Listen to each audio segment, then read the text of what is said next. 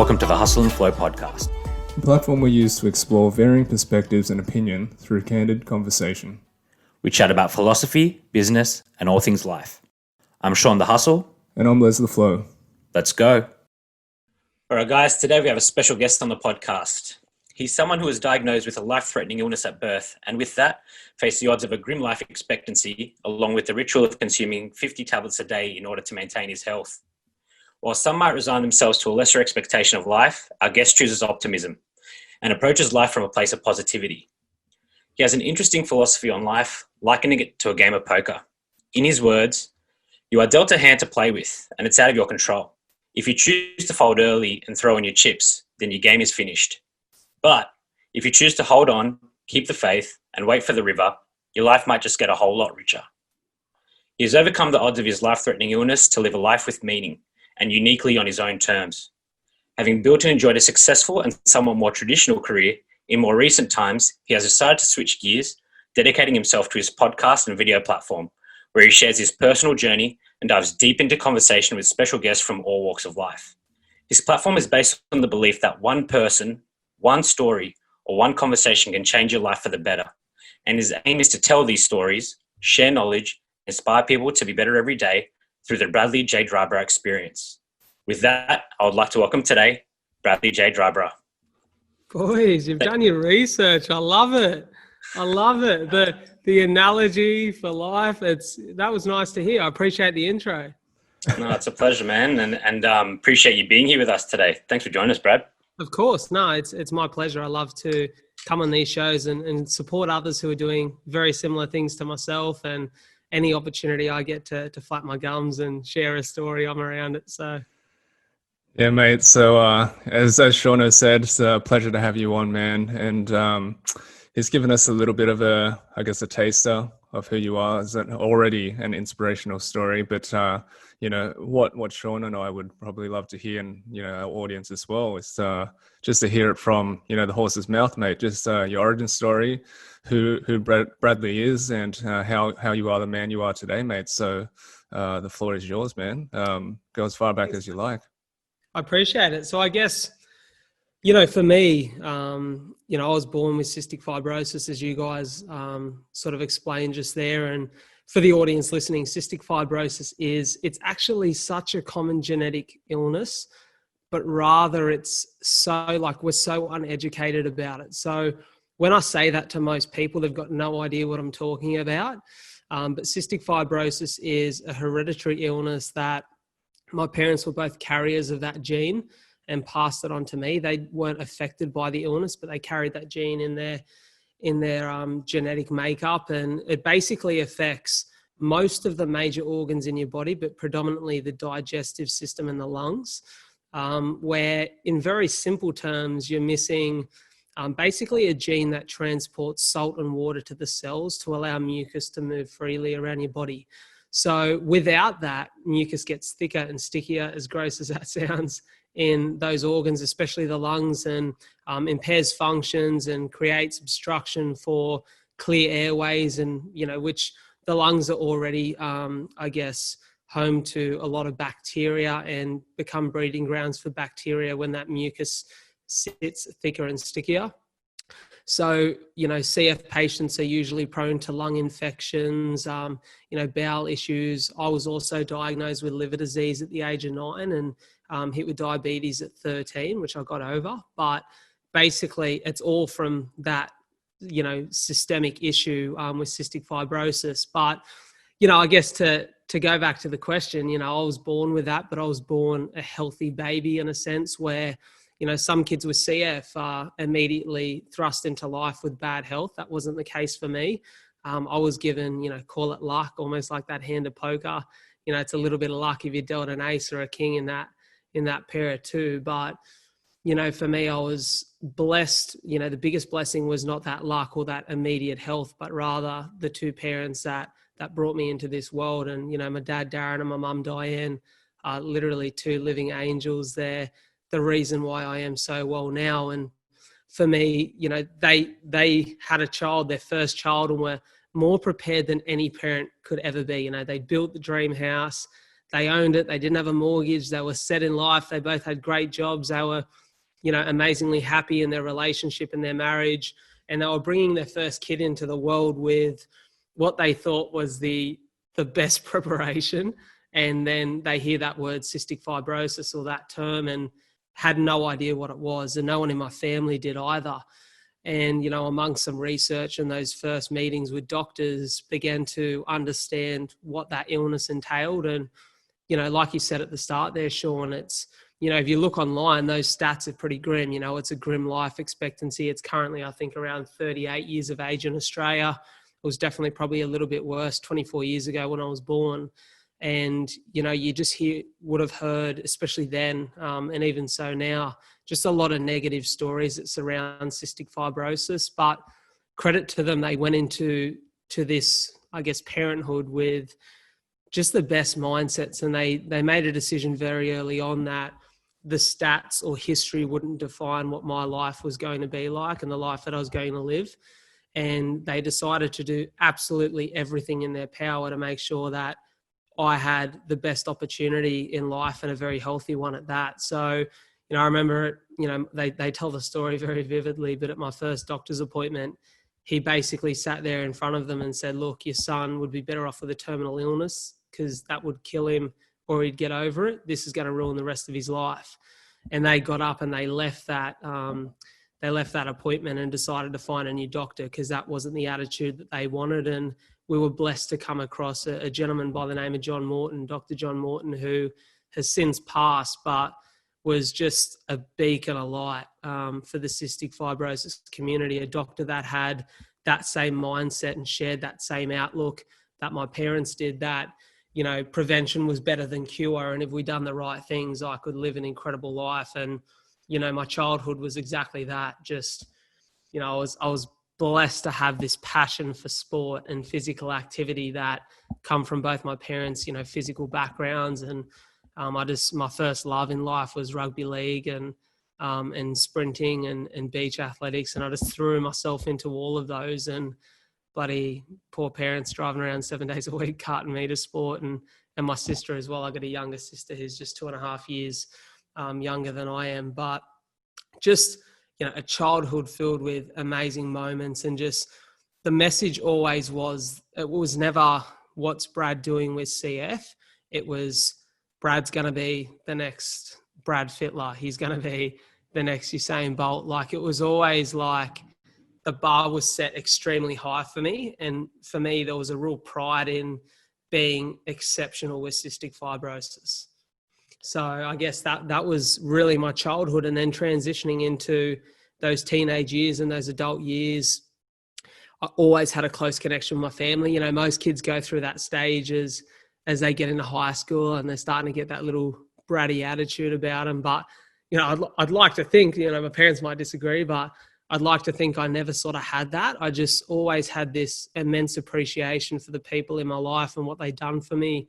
And I really understood, I felt like, maybe even a little bit isolated in my teenage years within my mindset, not my friendships or connections. I had great friends and amazing circles around me, but I felt that my mindset was very isolated in the understanding that life is short. And I felt like I maybe understood life as a 30 or 40-year-old would, who had been through a few roller coaster years and through a few challenges. And that really kept me close to my family and just built this love for the people around me and respect for them and just respect for my health and my life. So, through my teenage years, as my mates started drinking and partying and doing all that, I'd go be around them and have fun and have amazing times. But I never drank because I had a bad liver.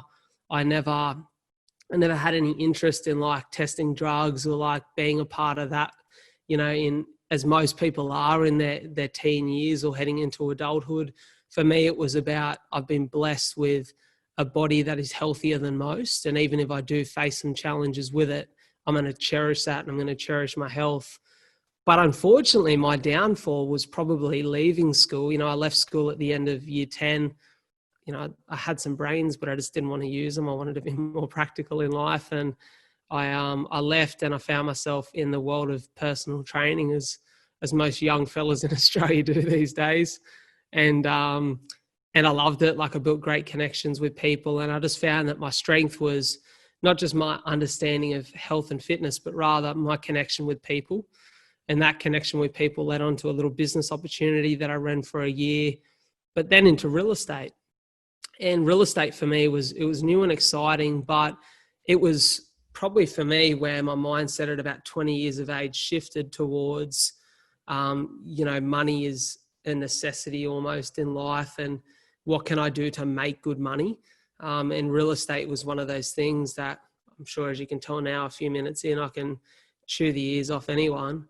And I had like a passion for property. I loved property and I loved beautiful homes. And I thought, well, if I get to work with people every day and sell nice houses, this could be for me. And, my first 6 months in, I just learned and absorbed, and I felt like I grew really quickly within that space as a young guy who was, conquering each new opportunity or challenge within his career and learning and growing from it. And, a good first year in real estate led to an exciting second where I moved to Melbourne and sort of tackled the high-end real estate space down there.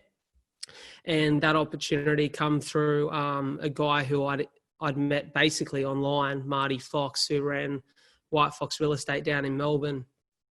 And he said, move down and give it a try down here. And I went into that and I was really nervous and anxious because for me, not about the opportunity, but it was, like I said, I was so close with my family and they were literally my life, that this was me moving away from all of that and becoming very independent. And I decided that, like any eager human would, that, life is short and you got to throw yourself into these challenges and you'd hate to regret it and wonder what would have been. So I moved down there and I found myself in that circle for 9 months. And whilst I learned a lot there and I had a lot of great experiences within the real estate space, I almost felt like maybe I deflated a bit as a person. I was just probably working a little bit too much, and I just felt like I fell out of love with the day-to-day of my life. And I wouldn't say I was like depressed or in a bad mental state, but I lost a lot of my health. My health went down track, and it was just for the first time, like my professional life had really taken over. And I just felt like all the foundation I'd built as a young guy to maintain my health and to have those amazing people around me, I'd lost that. And I felt like I'd lost my way a little bit in the process. So I made a decision to move home and take the experience I had down there back into the local real estate game in Wollongong, and come back and just had an amazing 12 months in a business sense. But, along the way, and that's, the 2019,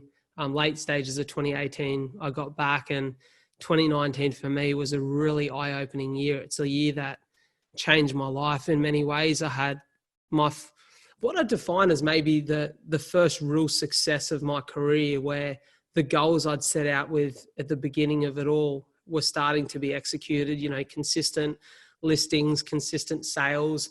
I built, an individual brand under the company of MMJ Real Estate, where I was the young guy with tattoos and, faded haircut and bloody ripped jeans in a t-shirt running around selling houses. And that was kind of never present here before. And I'd got a lot of confidence in being myself. And I got a lot out of that as a business figure, because I was able to show that it's not about the look, and it's not about the tradition of the industry. It's about who you are as a person and the way that you treat people and respect them and the results that you get. And I felt like I had a real privilege to show that to the industry and to have some great success. But along the way, I got hit with a bit of a six in September, October last year, where I come down, was feeling pretty sick, and it was like my immune system had shut down. It's like I went back to that 16-year-old pimply-faced kid.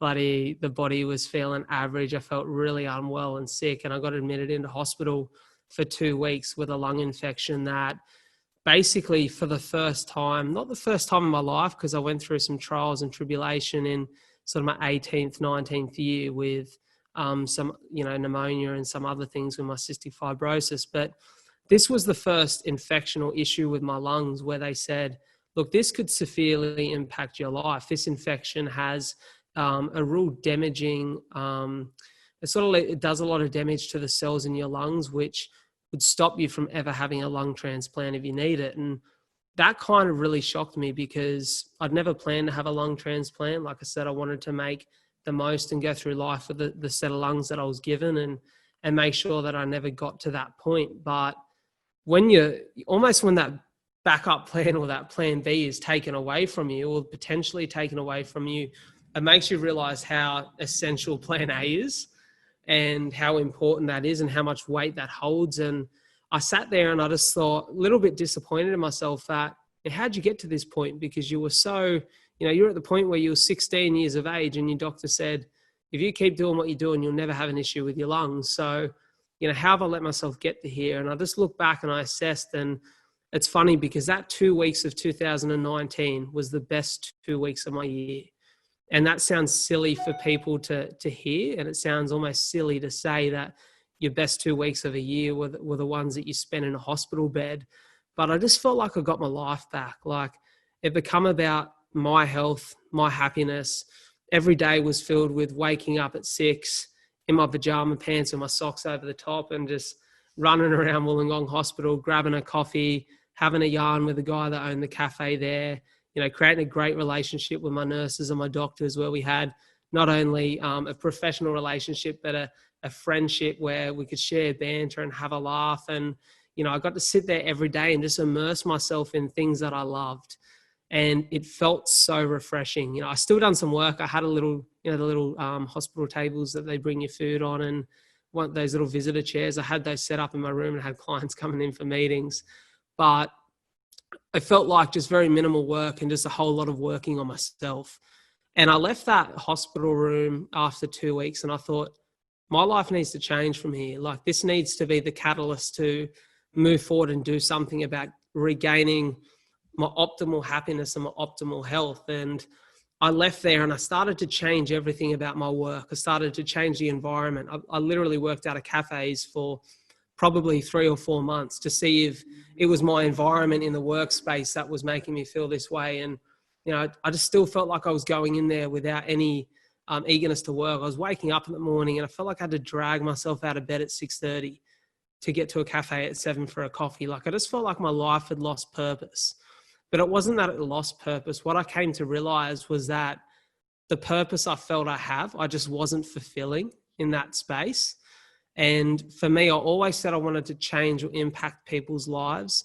And I'd started my podcast and I felt that starting to happen through the power of conversation and through those chats I was having with my guests and also me sharing my own story. And I remember sitting there and I just got to the point where I didn't want to be at work and I didn't want to be, the people I worked with were bloody amazing humans. I love them all and I still have a great connection and friendship with all of them. But it was just the work wasn't satisfying anymore. And I made a decision in February that I actually made it in January. I said, I'm going to leave. I'm going to put in my resignation in February and I'm going to finish up by April. I'll finish selling all the properties I have on my books.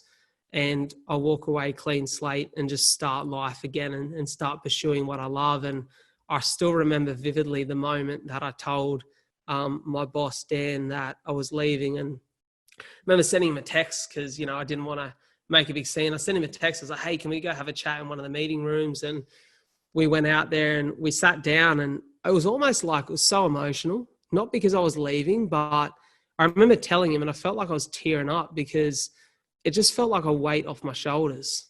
Like saying those words that like, this is it for me. I'm leaving, I'm finishing up. Just felt like the weight of expectation was lifted off my shoulders and that for the first time in a long time, I'd made a decision that was about my health and my happiness. And, I finished up in April and the months following have been the most amazing months of my life. Like I bounce out of bed at 5 every morning.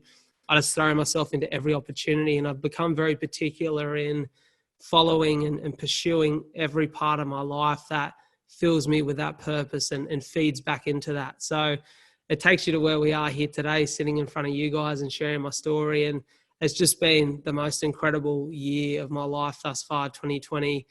With all the madness that's happening in the world, the perspective for me has been a real life-changing shift. And I'm just super stoked that I made that realization at 24 years of age, not, 44. Absolutely amazing, man. Thanks for sharing your story with us in such detail. It gives us a real good idea of how you come to be where you are today and the Bradder today, man. It's amazing. I appreciate it. Yeah. And I think one thing we can all draw out from everything you explained there is just the power of perspective for you and the perspective that you hold, right? You can see from every challenge you've had in your life and stage you've gone through, right? Like we had someone on the podcast last week that said something, which was profound for me in the way you said it, which was there's no start and ending. There's just transitions and cycles, right? Yeah. And it seems that you've had so many transitions and cycles throughout your life. But what's common throughout them is the perspective you've held, the positive one, the one to approach it with, zeal and to do what's right for you in the moment. And then something kind of, starts to trend down and you've been able to identify it, which takes awareness and knowledge of yourself. Definitely. I think that's a funny thing, like to touch on those cycles. I think, like you said, you head into new cycles and you grow and you learn from the last one. But I think the hardest thing for most people in the choice that I've made is almost humbling yourself. It takes a level of humbleness and also guts to go, okay, I'm making really good money here and I'm going to be really comfortable financially, but I'm not going to make any money and pursue what sort of gives me happiness every day. And, I said to someone the other day, I've made like $500 in 3 months. Like that, you can't maintain that forever. Don't get me wrong. But I'm making moves now that'll make me more financial. But I think you've got to ask yourself the question, like, how much do I need? Do I need $100,000 a year?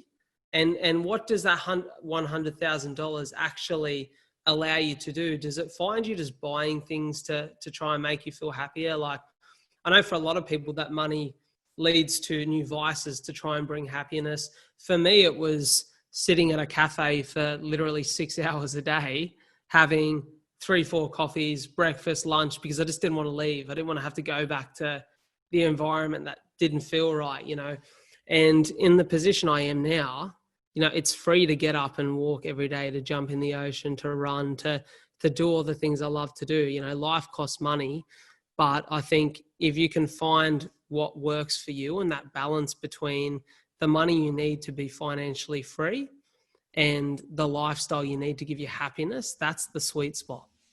Yeah, man.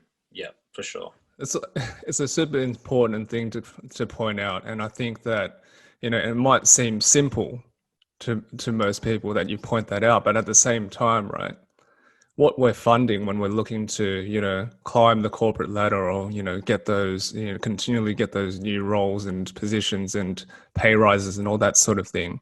It's to fund, like you said, it's a lifestyle, right? You're funding some sort of lifestyle that you have been sold that you feel like you need to have. Definitely.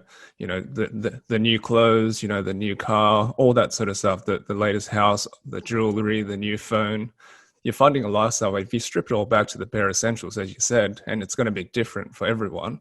Like, you can survive well, on much less money, than, six figures or whatever. 100%. For me, I think one guy that says it really well is Gary Vee. I'm a big Gary Vee fan because that's a guy that I think he uses his platform really well to put all of that into perspective. It's, 30 grand is far more financial when you're happy and you love your life than 60 grand is when you're chasing happiness outside of what you do 5-6 days a week. Cause you need that extra 30 grand when you're unhappy. You know what I mean? You need to get away. You need the holiday. 100%. You need the car to give you some sort of false security or freedom on your way to work every day. And, I used to drive, I've always driven a Mazda, but when I was in real estate, I had to deal with Audi and they'd give me cars to drive in my property videos. And I remember driving around one day in about $150,000 car, and don't get me wrong, it looks nice and it's gorgeous inside and it's, those leather seats with the coolers are comfy in summer. But I'd drop that car back at the end of the day and jump back in my Mazda 3 and I felt no different. And it's those realizations, but unfortunately most people don't see that or figure that out until it's too late, until they've wasted the last 20 or 30 years of their life chasing that. And, all in the same, I think all those nice possessions and those, comforts that come with financial freedom are lovely to have, but I don't think they should come at the expense of your happiness. And, I'm not going to say no to a Bentley in 10 years if I'm waking up and I'm loving every day and it's a byproduct of me pursuing purpose and happiness. But if it comes at the cost of that, well, then I'm against it. I agree, man. And it's priorities, right? It's how you prioritize those things. And I think we tend to find that if we prioritize the money or the financial above the happiness, you don't end up getting the happiness. Like it falls down the list really, really far, right? 100%. And you invert them and the happiness. And when you come from a place or you choose happiness over the financial and start to do things that really bring you alive, it's an infectious energy around you, right? And the things you do are injected with purpose and with meaning and with zeal. And that brings the financial part. People talk about it, sounds cheesy, but it's the truth, man. It's the truth. 100%. It's funny because we all have, I sit here in my wisdom now, but we all have our moments. And it was probably about, a month ago, I was sitting there and I was having a moment. I was talking to my mate, Joey Plum, and I was like, man, I love what I do and I love the podcast. And it literally fills me with the greatest joy every day, but I can't wait until it has that financial stability to it. So, I know that can be my future and my life. And he reminded me, he said, remember, brother, that money is a byproduct of doing what you love really well. And it was just a reminder I needed at that point in time. And it's what I remind myself every time I have one of those moments, that if you continue to pursue what you love and you do a good job of it, it ends up being the byproduct of that. And that's an amazing feeling, which I'm starting to have some of that now, which is great. Mm. And what I continue to come back to, so you're a young man, you're in your early 20s, and the perspective that you hold on life is just like you said, like, you ended your origin story with this view of, like, being blessed with seeing the world through the eyes that you do now versus, realizing at the age of 44, 20 years down the track. Yeah. Talk to me about your perspective. Like, it seems like you've held it, for a very long time, maybe since, birth, because of this, particular diagnosis that you had at birth. But, tell me about that and, like, how that has sort of evolved over time, to this day. Definitely. I think for me in particular, I don't like to say this about myself. I'd quote it from other people, but, I hate to put tickets on myself, but I remember my parents always said that as a kid, their friends would say, man, that guy's been here before, you know what I mean? Like, he's lived this life before and he's just something about him. I remember being young and I just felt like I understood what life was about. And, being a young fella, I used to get asked a question by my mates all the time, do you wish you didn't have CF? And my answer's always been no, because just perspective was, I'd prefer it to be me that face these challenges opposed to my sister or my family. But I feel like I've gained so much out of it. Like, the person that, I can honestly say that, I'm really proud of the person that I am. And I look back on my life and I feel like, I've learned a lot and I've been able to share some of that wisdom in the more recent years with my friends and impact some other people. But I look back on that and I just think, it really is a blessing in its own way. It's built so much strength and resilience in me that, when the little things, those little challenges we all face in life come my way, it just doesn't feel so big. You know what I mean? It doesn't feel like such a big problem. And, it's been more recently though, I think that perspective has been so strong, with the announcement of my marathon for CF in December and I guess that being backed by Cystic Fibrosis Australia and them coming on board and sharing my story as well as me heavily documenting that process. Had a lot of people within the CF community reach out, and it's been a few in particular that I'll share. So I've got, two brothers that I actually created a good connection with over in Auckland, New Zealand. And one of those brothers has cystic fibrosis. The other was in real estate. So that's how I connected with those boys. We both shared something in common. And, the brother with cystic fibrosis more recently has had some challenging times and he found himself in, a situation where he was in hospital in need of a lung transplant. And for me, I remember sitting there thinking, I was actually chatting to him the day before he went in for his transplant, and he said, I'll chat to you on the other side. And I'm thinking, this is amazing. He's going to come out of this, new set of lungs, new lease on life. He's got his health back. He's got this opportunity to tackle life again, a fresh start. And, his brother had been keeping me updated. So what I didn't realize is that post-transplant, you're in an induced coma for 5 to 10 days, and allows your lungs to bind to your body and your body to basically accept them and start working with them. And, coming out of that induced coma after 5 days, he then started to see some complications and was in for another 3 surgeries, and really was in the fight of his life, and it's been a massive blessing that he's come out of the other side now, and he's starting to make that progress and work his way back to being healthy. But, when he was really in that fight, and it was, it felt a bit 50-50 from the outside looking in, it just hit me. I thought, nothing is guaranteed. My headspace was that he's coming out of this new lease of life and ready to do all the things he loves again. But, maybe that wasn't going to be the case. And it reminded me of how lucky I am. And then just the other day, I had a young fella message me who, had been in hospital with what I was in for in September, October last year. And, he said, I've been down in the dumps, and, I'm sitting there watching these videos of you train for 42 for CF. And, it's just lifted my mood. It's boosted my attitude. And I feel like, you face what I'm facing now and have come out the other side. And, it's just inspired me, and you've become a role model. And for me, that brings tears to my eyes when I read that stuff, because that feels like true perspective. It feels like true impact. And, I've had the messages from people who have shared with me that their family members have passed with cystic fibrosis, and that this means so much to them to see this happening.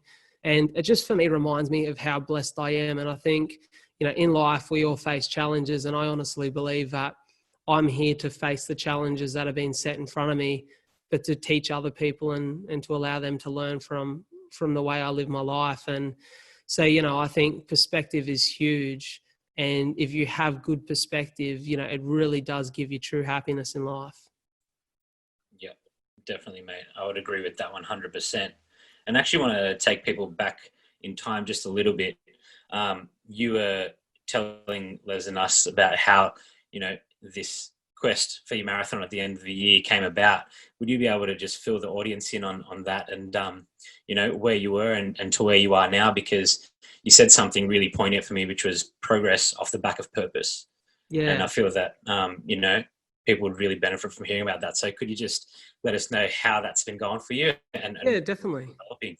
Definitely. So for me, it's sort of, like I said, I literally finished work just as COVID started to go crazy, and we got had to isolate at home. We had that sort of sense of a stage 3 lockdown. And for me, I'd been a little bit lazy up until then. So I started in sort of April to start to try and get my health and fitness back. And it started with just like walking and swimming heaps. And then, a couple months of that and building discipline and routine and passion for exercise again led to a conversation over a coffee with a couple of mates. And they were like, hey, we do this run every Sunday at 6 a.m. It's called Active Boys Run Club. And it's a heap of young lads that just go out and send it for a 5K on a Sunday morning. It gets a lot of the boys off the piss on a Saturday night and just gets everyone, having a really healthy early start to their Sunday and making the most of the day. And I thought, oh, that sounds great, but I haven't I'd only ever run 6Ks in my life. And that was probably 5 years ago because my sister forced me to. And aside from that, I was always a sprinter. So I hated anything over like a K, 2Ks. And I probably hated anything over 200 meters really. And so I went to this 5K on a Sunday and I was gone. I was so tired afterwards. And I was like, how do people do this for fun? But it was just like the social aspect was so great. Like the boys were all having an ice long black after, having a yarn, jumped in the ocean. And I was like, this is great. I'm going to come back. So I went back another week or two, for the next week or two, I should say. And then they said, why don't you come to a Wednesday night run with us? Some of the boys run 21 Ks, 15, 10 or 5. You just come in and join in. It's like a loop system. You be there at the time to do your designated distance and you just go for it. And so I went back and I remember I'd done that 5Ks on Sunday, still a little sore. And I'd done that 5 on the Wednesday. And I remember finishing it and thinking, I'm going to be in a world of pain tonight because I just don't like the way that my body feels right now. And I went to my mum's for dinner that night and I was so sore. I was cramping up. My bloody shins were aching. I had like a sense of shin splints going on. And I'm thinking, how do some of these fellas just go and run 21Ks on a Wednesday night and bloody wash it down with a burger from Chico's after? Like, that's the stupidest thing I've ever heard. Who would do that for fun? And it was probably a week later, I was running on a Sunday morning with him, and the ego kicks in when you're around a bunch of blokes, like you're trying to, and I'm always last at the end of the pack. And this day I was sitting about middle pack and I thought, Jesus, I'm in with half a chance here to redeem myself and get a bit of dignity back. So I kept pushing myself. And I remember running and I just thought, like, my lungs feel like almost loose, like as weird as that sounds, like feels like there's almost water in my lungs. But I finished and sat there after and I kind of felt fine. And I was having a coffee later that day with a few mates down at the beach again. And if you can't tell, I drink a lot of coffee. And I'm down at the beach again and I sat there and I coughed. And I was like, straight away, I was like, that cough is just full of blood. I could taste it. So I was just like, oh, I've got to go to the bathroom. And I went to the bathroom and just started spitting out blood in the sink. And like, it was quite a bit of blood. So it was alarming. And within the space of probably like, I guess, 5 minutes in the bathroom, I coughed up a few handfuls of blood. And I went back and I was like, I don't want to make a scene. So I just went back down and finished my coffee and we had a bit of lunch and I went home and I just thought, oh, maybe I'll sleep it off. So I lied down. As soon as I lied down, I started coughing up blood again. So I ended up at the hospital that afternoon and they checked me, they done x-rays, scans, blood tests, everything. And I'd stopped coughing up blood at this point. And the doctor said, look, you seem stable. Do you feel okay? Do you feel like we need to do anything else? And I'm like, well, I feel pretty good. And mum's cooking salmons tonight. So can I go home? And he goes, yeah, all right, we'll let you go. So I went to mum's house for dinner, had a salmon, and I woke up the next day and I thought, God. And I woke up the next day and I was just like, it was like I had the flu. And I'm thinking, oh, so frustrating because at the moment with COVID. So I was like, I'll stay at home, I'll chill, make sure I don't have COVID. And I sat there and I was coughing so much all day that I thought, okay, there's going to be an issue here. And I ended up coughing up more blood that afternoon, but I thought, okay, I feel okay. So I'll just stay at home and I'll rest. So I rested that day. And then the Tuesday I woke up and I thought, I feel good. It's like it had just gone. It's like it's a little 24-hour bug. I thought, bloody hell, new lease on life. Wake up, I'll feel fine. I wasn't coughing. I didn't feel unwell. And I went through that day and I was fine.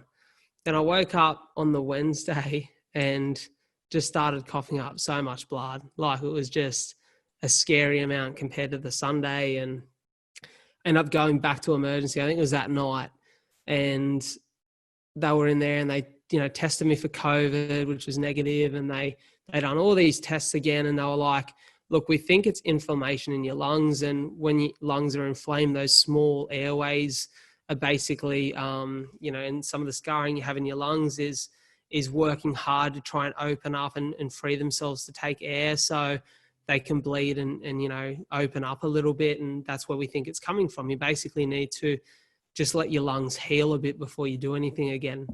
So I remember sitting there though that night in hospital, we're in emergency all night until 5 o'clock the next morning. And, I was sitting there with my old man and we're just having a chat and we'd been reflecting on, I'd shared a post on Instagram, funnily enough, a week before as a newfound runner. I was reflecting back on past memories and conversations my old boy and I had. And when I was 2 years of age, he ran, he was a pretty fit fella, but never a runner.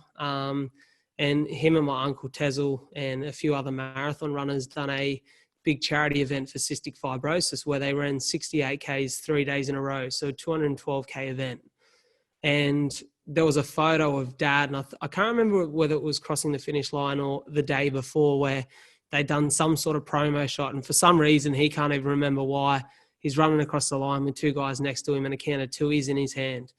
And we're having a laugh about it. And I shared it on Instagram. And I was like, how good would it be if I just ran a marathon by the end of the year after being in hospital coughing up blood? And everyone was kind of like apprehensive, like, oh, you got to make sure like you're ready for that. I think a lot of people doubted that I'd be able to get back to that and, and build for a marathon as someone who wasn't running more than 5Ks and was definitely not running 5Ks well. And, so I left there and I spent like a week recovering at home, and I'd taken a photo of me lying in hospital with a mask on, and I looked horrid. I just looked tired and run down, and I recovered for a week. And in that week, I actually got a call from one of my good mates, and Dano said to me, he said, man, I've been thinking about it, and just like the way you've bounced out of hospital and just your whole outlook on life. He's like, wouldn't it be great to share that with the community to show that CF is, it's a terrible illness, but if you have the right mindset and you look after yourself, you can overcome it like you have. And he said, I just feel like your mindset shouldn't be neglected. Like, it'd be great to share that with people. And he said, and I've been trying to think about what we can do to spread that word. And I just think a charity event of some sort would be great to raise money for the cause. And I was like, it's funny you say that, because I've just been stewing on this idea for a week to run a marathon at the end of the year for cystic fibrosis. And he goes, well, I don't know if I'll bloody run it, but I'd love to be there and to support you. And so we sat down and we had a dinner, and, me, my mate Dano, Steffi, Bids, and Joey, we all sort of chatted, and I spoke to my family and I said, I want to do this, I want to run a marathon for cystic fibrosis. So I took a selfie with a pair of sneakers one night and threw it up on social and just said 42 for CF is the name we come to. And I said, I'm going to run a marathon on the 12th of December for cystic fibrosis. And people say, why the 12th of September? And I was like, well, I need as bloody long as I can get. And I want to do it just before Christmas. And 12 was my lucky number. And I thought I need all the luck I can get to. So we'll do it on the 12th. So we threw that out there and I tagged CF Australia in the social post. And the next day I was sitting there actually typing up an email to send to them. And they commented on the Facebook post and were like, we want to get around this. And before too long, I found myself in contact with the CEO of CF Australia, Nettie Burke, and her team. And now we've got a team of 6 people behind, 42 for CF. And it's, becoming a fully fledged event at the end of the year, and hopefully an annual event here in Wollongong's calendar. That's amazing, mate. It's amazing. There's a couple of things I want to draw out. So, mate, just the way that you approach things, I think is very interesting for people to know. The fact that you're coughing up blood, having a nice longie and some breakfast with your boys, and you're like, I don't want to make a big deal about this. So you went back to the table and just sat down and had your coffee. Yeah. There's something to that, right? Yeah. And then, hey, don't try that at home. Bloody get it. No, yes, definitely don't try that at home. But there is definitely something to that, right? And then to go to the emergency room, doctor's asking you, you're feeling all right, and you're like, yeah, mum's making salmon for dinner, so I want to be there for that, because you dig it, and I know how much your family means to you. Just to really focus on the things that are mattering to you and to keep going after it. I noticed, mate, like you've got this thing about taking on life. Yeah. Right? To be in hospital as well, after your lungs have been bleeding, coughing up that much blood, for a second time, and then sitting there with your old boy and just being like, how good would it be if I just run a marathon by the end of the year after I've never run, even 5Ks, what you say isn't well. You know what I mean? You're just taking it on, brother. Like everything, something comes up and you're just like, oh, what can I do that's going to be good? What can I do that I enjoy? And you just follow your heart on it. And it's this amazing attitude you have, mate. Yeah, it's funny because, we all say it so often that we get one chance at life, but I don't feel like we ever do anything about it, right? Like how much, you get to a point in life, I feel, where I was absorbing so much wisdom. Like you can listen to so many podcasts that talk about how, life is this one-time thing and you got to make the most out of it and you got to be inspired by it. And I guarantee there'll be people sitting here listening to this now saying that's amazing and we love that perspective. But once you sort of press pause or your episode finishes or, that phase of your life and that learning is past and things just blend back into normal, you kind of pretty quickly forget the lesson learned from that. And I just felt like so often I was learning this and experiencing all this wisdom in life. but I wasn't acting on it.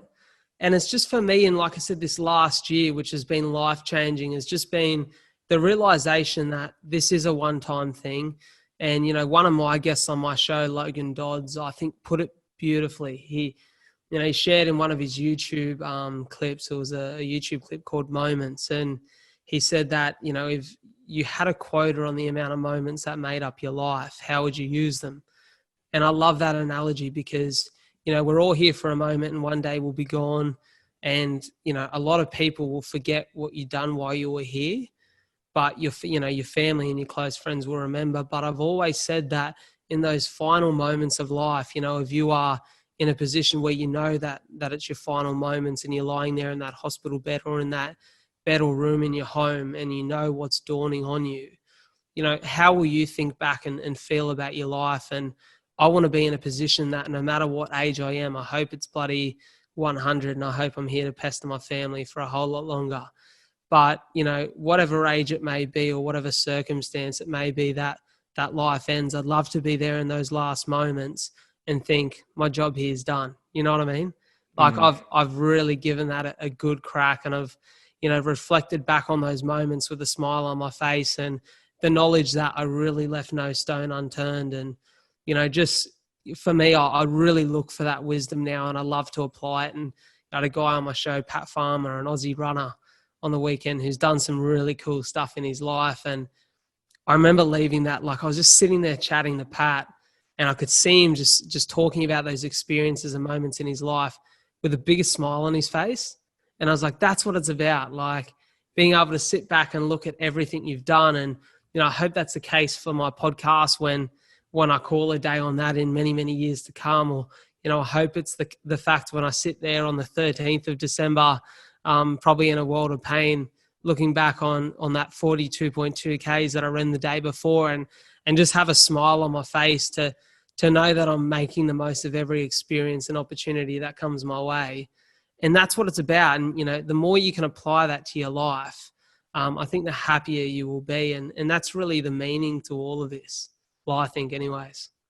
Absolutely, man. And like, I have no doubt that you will be one of those people who are going to look back and smile upon all the achievements in your life. The fact that, you created this event simply through thinking it and wanting to do it, now you're partnering, like you said, with CF Australia. You've got a whole team behind you, and now it's a fully fledged, official event under their umbrella.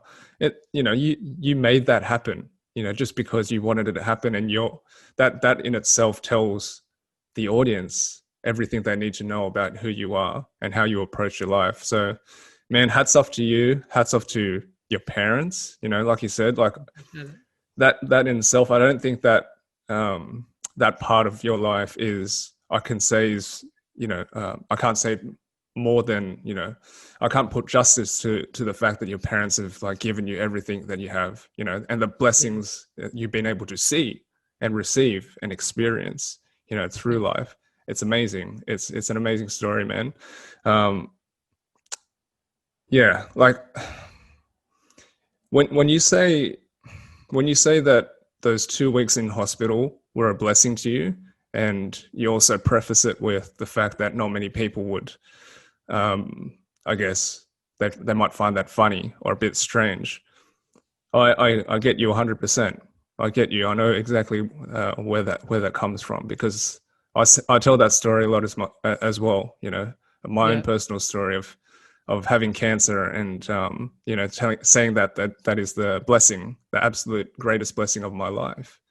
But that in itself, I think that these types of experiences, and I talk about experience, not knowledge, right? There's one thing to read about it or listen to it, and like you said, we can gloss over those sorts of things, and it might feel cool at that point in time, but then we'll go back to our lives and the hustle and bustle and whatever we're scared of and whatever we're focused on. But until we experience these things that actually catalyze these life-changing moments and point us in the right direction, and then that's when we really know what we're sort of focusing on, or the purpose of everything that we're actually doing. And like, happiness really is the end goal, right? And it's not found anywhere else but inside ourselves.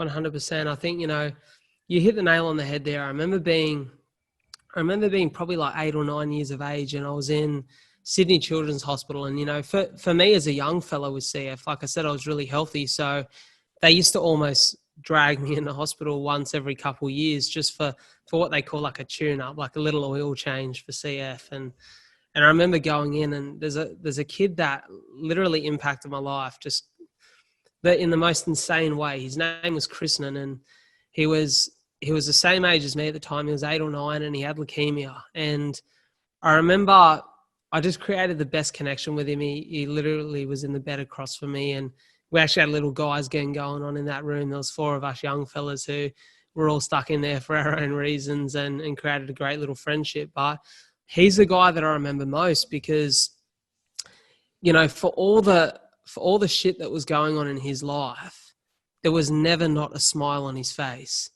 I remember, my parents were literally sleeping beside my bed. Like, they refused to leave my side because that's just how they've been, my whole life with cystic fibrosis and in everything that I do. And he just had no family there at all. And I remember thinking, far out, it must be tough to be this guy. Like, but he just always had that smile on his face, and there was this zest for life. At I remember they moved him to another room, so he climbed through the window and into the other building to come over and see me and hang out one afternoon. And we had to return him back to the other side because they didn't know where he'd gone. But he just had this beautiful outlook on life. And I find that everyone who is, especially people in life who have been tested, they just seem to have that. They understand the beauty of just the simplest joys and the simplest of safety and good health and security in life. And, I just find myself in total awe of those people who at such a young age have been, so greatly tested, but seem to come out of it with a smile on their face, and they just seem to have the best understanding of life. And, I'd like to think I'm in that same boat. Absolutely, you are. That's you basically, describe how, I guess I'm perceiving you at the moment, mate. Like, like I said, a young man who's done, all that you've achieved to this point, and you've only just begun your journey, and that's the super exciting part, right? Like I myself personally, in a selfish way, I'm very much looking forward to just following your journey and seeing what unfolds from your particular story throughout the years. But to see what you have created to this point, it's already like I can sort of see that it's going to be a great story going forward. And I just can't wait to watch you witness it and, maybe walk beside you as well, mate. So, hats off. No, I appreciate it. That's the thing about life, isn't it? Like there's something about just being excited about the future. And I feel like I'm in that position now where, it's almost that feeling, it's undescribable, but like I go into every day, and I spoke about it with Joe Damon, the Kiwi comedian, recently. Joe and I caught up over Zoom, and we're chatting about that feeling. And I don't even know how to explain it to the audience, but it's just like where you feel that at any moment your life can change forever. And I just feel like I'm in that phase, like with everything I'm doing and everything I'm putting out there to the world, it feels so pure, and it feels like it's with such good intention that at any moment it could completely escalate to a new level. And that's the most exciting feeling, where you just feel like everything you're doing is amounting to something bigger, and it's amounting towards the next phase of your life. And I'm excited for the future. I'm excited to sit across from you guys today, and I learned something new about you both. And you come out of, any opportunity to speak to someone new is an opportunity to grow and to learn. And, I remember sitting there, and, the one thing I love about podcasts is I'm a big fan of Lewis Howes, the podcaster over in America.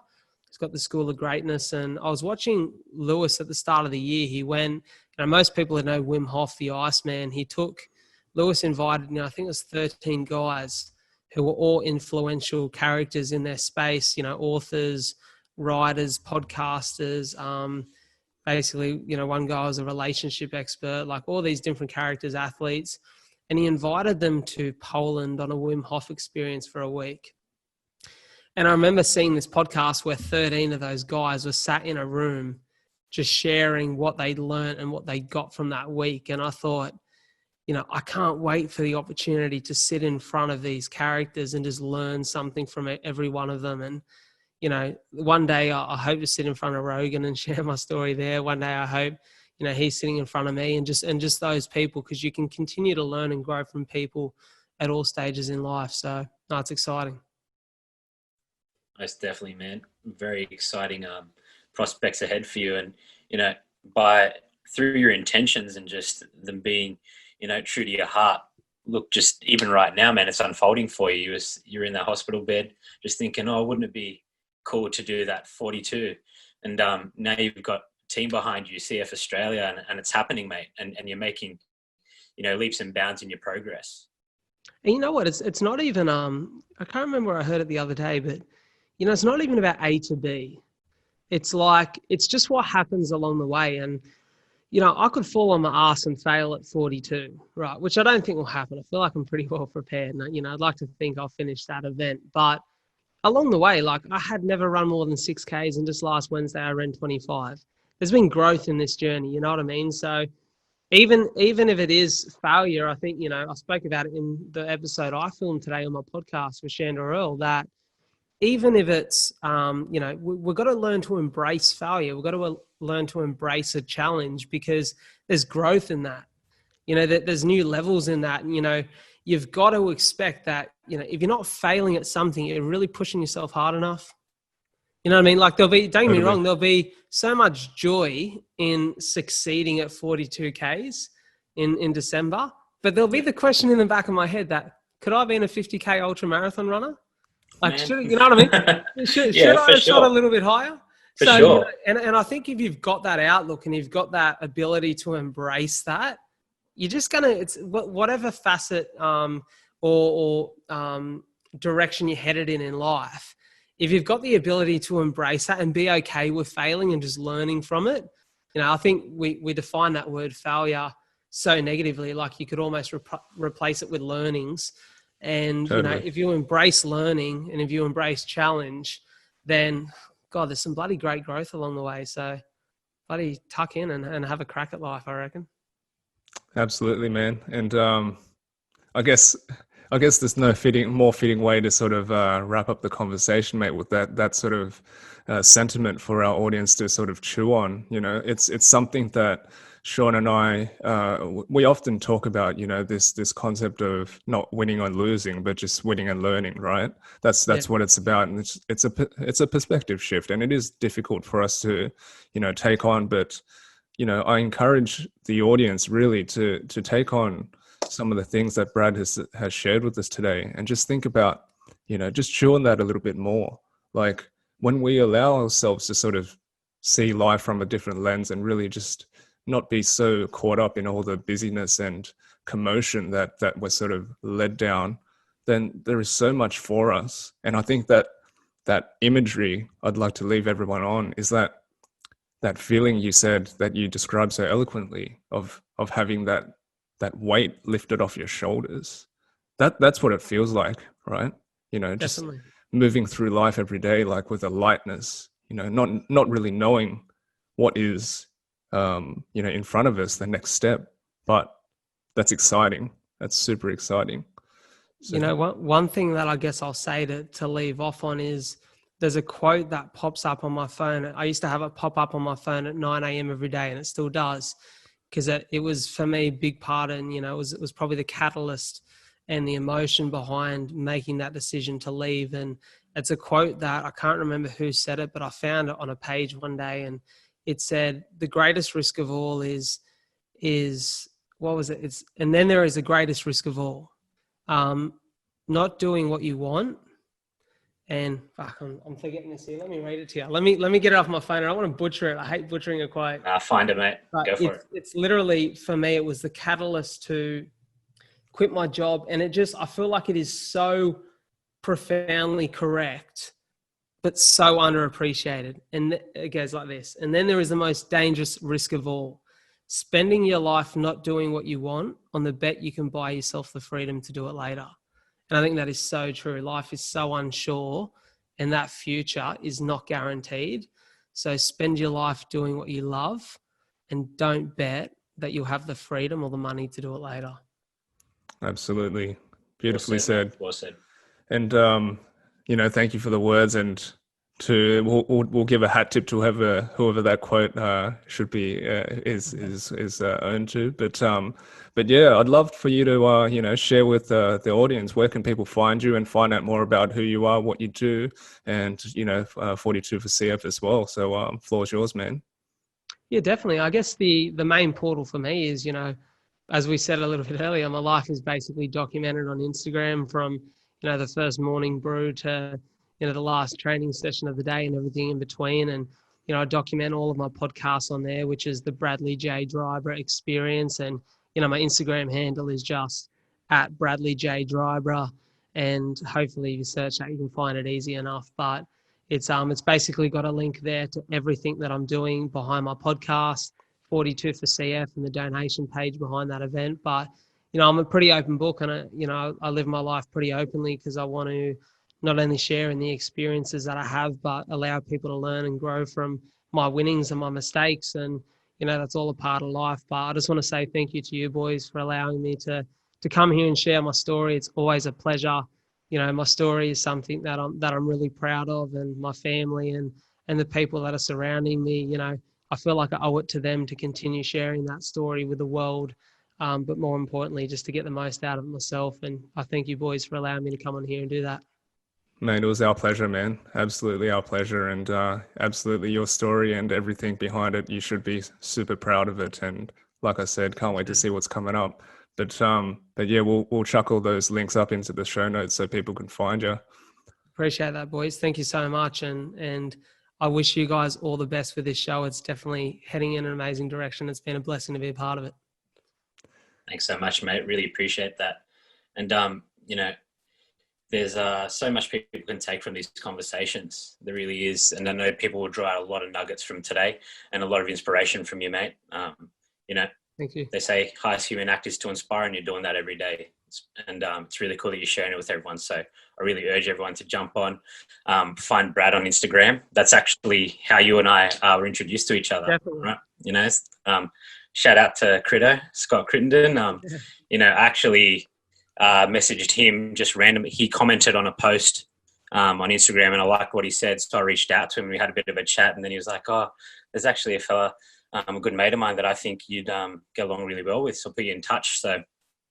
And that's what he did, man. So I really urge people to jump on Instagram, engage with Brad there, and get along for the journey. I appreciate it, boys. I appreciate it. And everyone just get out there and have a crack at life. That's what it's all about. That's Absolutely. It. And where's the easiest place to find you, Les? Yeah, man. So everyone can find me on my website, findingspace.co. Shoot me a line and an email there. Just say g'day. Got a few exciting things coming up there in the coming months. So stay tuned there. On Instagram and Facebook as well. You can find me at findingspace.co. You can also hit Shaun and I up on our email address for this particular podcast. And if you're going to ask any questions, get in touch with Brad or come on as a guest, anything at all. It's the Hustle and Flow podcast at gmail.com. How about you, Shaun? Where can people find you, man? Yeah. Easiest place is on Instagram. So just Shaun_Coop, SHAUN_COOP. And if you did draw something out from this conversation today that really, struck a chord with you, we ask that you share it with just one other person. It's how we grow the podcast. I have no doubt that there is. And Brad, in your words, going to leave people with just tuck in and have a crack at life. Definitely. That's what it's about. All right, guys. See you next time. Thanks, boys.